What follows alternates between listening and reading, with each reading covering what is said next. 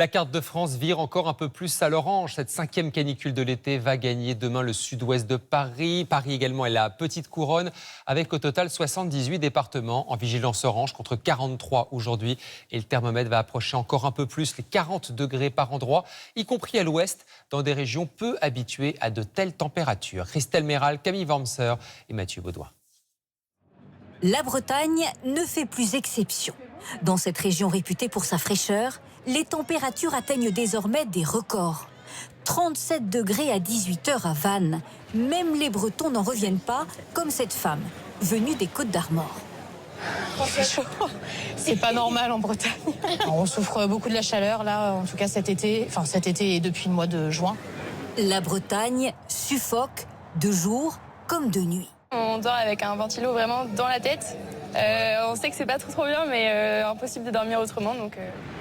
Dans certains secteurs, trouver de la fraîcheur relève du défi. 19h ce soir, la cuisine de ce restaurant à Vannes se transforme en fournaise. Il fait chaud. Ce cuisinier vient de prendre son service et il est déjà en âge. Les canicules à répétition sont éprouvantes. Et plus vers la fin, quand ça s'accumule, la chaleur, on sent que le corps il fatigue, quoi. Ici, un four qui fait office de sauna, des gazinières, des planchas, impossible d'échapper à la surchauffe. Ça monte à peu près ça peut monter à 55-60 ici à la plancha. Nous, on s'hydrate tout le temps non-stop. Donc on peut boire plusieurs litres par jour. Donc je pense 2-3 litres par service au moins. Sur ce marché, ceux qui travaillent en plein air, même protégés du soleil, souffrent aussi. On commence à être lassés. Là, il est temps que ça s'arrête parce qu'on arrive à saturation, quoi. On a ras-le-bol. Hein. On a envie de voir le mois de novembre, vous voyez. Et le pire est à venir. Demain, le mercure va encore monter en Bretagne. Exemple Rennes, 35 degrés aujourd'hui, 37 demain. Les températures devraient baisser à partir de vendredi. Cette chaleur qui frappe une France déjà à sec. En juillet, le niveau de l'eau a encore baissé dans plus de 9 nappes phréatiques sur 10 et près de 2 sur 3 contiennent désormais moins d'eau qu'en temps normal. En surface, les images parlent d'elles-mêmes. Rivière réduite à un filet d'eau, lac asséché, récolte brûlée, du Doubs au Limousin. La sécheresse transforme nos paysages. Julien Bigard. La rivière du Doubs s'est évaporée. À Villers-le-Lac, il ne reste plus qu'une terre aride. Un mince filet d'eau qui serpente au milieu d'un sol craquelé, parsemé d'herbes. Le Doubs, ce large cours d'eau, ressemblait pourtant à cela fin août, il y a 3 ans. Non loin, dans le Jura, sur les célèbres cascades du Hérisson, le débit d'un robinet. Triste carte postale de notre été. Je ne comprends pas les gens qui essaient de m'expliquer qu'il n'y a pas de changement de climat. D'habitude, on ne marche pas là où on est. Hein.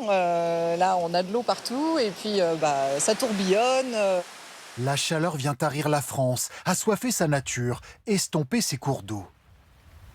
Devant Orléans, la Loire n'est plus un fleuve, c'est une succession de bancs de sable où se faufile un ruisseau. Le canal de Bourgogne, près de Dijon, a séché, plus une péniche pour l'emprunter. Des images qui semblent venir d'un pays lointain. C'est pourtant bien la France, où il faut désormais capturer les poissons à la main, un par un, comme ici près de Guebwiller en Alsace, pour les sauver. Mais reste-t-il seulement un autre point d'eau où les relâcher? Ça fait 10 ans quand je viens, l'eau, elle est jusqu'à là. Là, normalement, je suis sous l'eau. C'est dingue, c'est affreux. C'est une rivière morte, c'est plus une rivière, c'est un chemin, on peut faire du quad dedans, voilà, c'est plus une rivière. L'agriculture souffre aussi. À Cergy, la moitié des cultures sous serre brûlées par la chaleur. Pour la maraîchère, les tomates sont vraiment cuites. La deuxième canicule, on avait pas loin des 50 degrés en plein soleil. On est monté à plus de 60 degrés dans les serres. J'épluchais les tomates à la main sans les avoir ébouillantées avant. Vous avez vu les conditions du terrain? Pas de coups, les gars. Les pelouses des terrains de football, jaunies.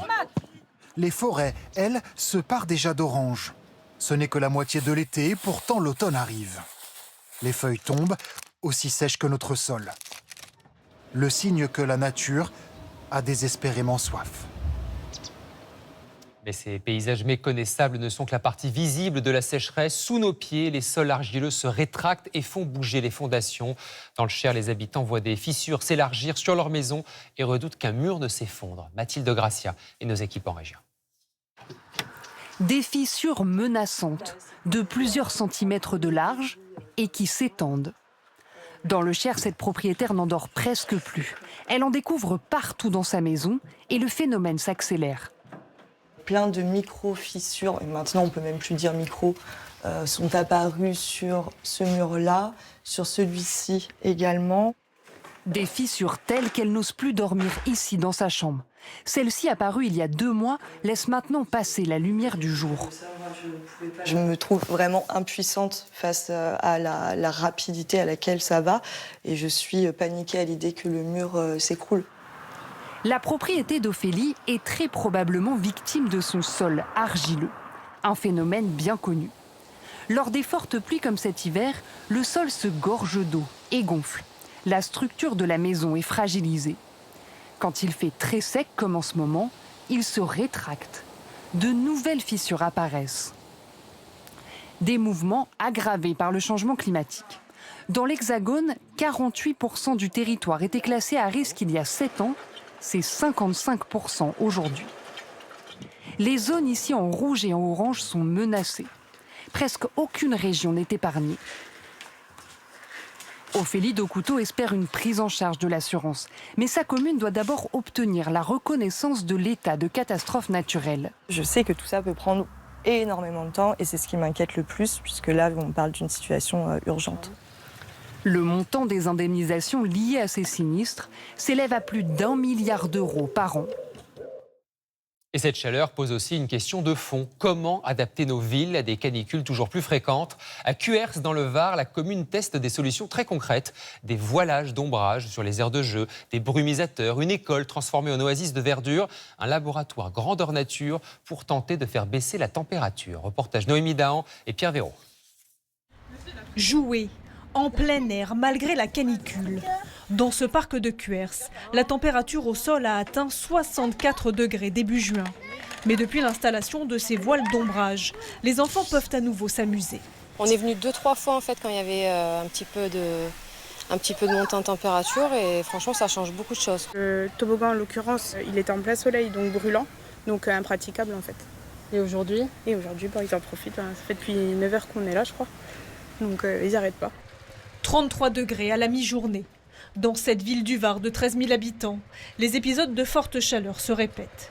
C'est après un record de température en juin 2022 que la commune a décidé de s'adapter. Ici, à Cuers, le soleil a beau être voilé, à la mi-journée, le bitume affiche déjà une température de près de 35 degrés. Mais lorsqu'on se déplace à quelques mètres de là, sous ces voiles d'ombrage, là le bitume affiche près de 30 degrés, soit 5 degrés de moins. Ça donne un peu de fraîcheur. Hein. L'autre jour, il faisait une chaleur. Dès qu'on est arrivé dans la rue, arrivé vers la coiffeuse, là, on sent que ça descend, mais vraiment, c'est flagrant. Des ombrières, mais aussi des arbres. La ville en plante une trentaine chaque année. Comme dans cette école entièrement rénovée, avec des matériaux qui emmagasinent moins de chaleur. Et ces brises soleil sur les façades, permettant de perdre quelques degrés. Un peu plus loin, dans ce centre aéré, la mairie a aussi installé des brumisateurs. Ah, ça rafraîchit, on le ressent là. Ils sont déjà toute l'année en classe à l'intérieur. Si pendant l'été on ne peut pas les faire sortir, c'est dommage. Tous les ans, la commune consacre 5% de son budget travaux pour s'adapter au réchauffement climatique. Hors grosse opération, nous investissons entre 200 et 300 000 euros chaque année pour travailler sur 1, 2 ou 3 sites et améliorer le confort thermique sur chacun de ces sites. Ces solutions intéressent d'autres villes, mais elles montrent parfois leurs limites, comme cet enrobé clair, censé faire baisser la température, mais devenu noir sous les pneus des voitures.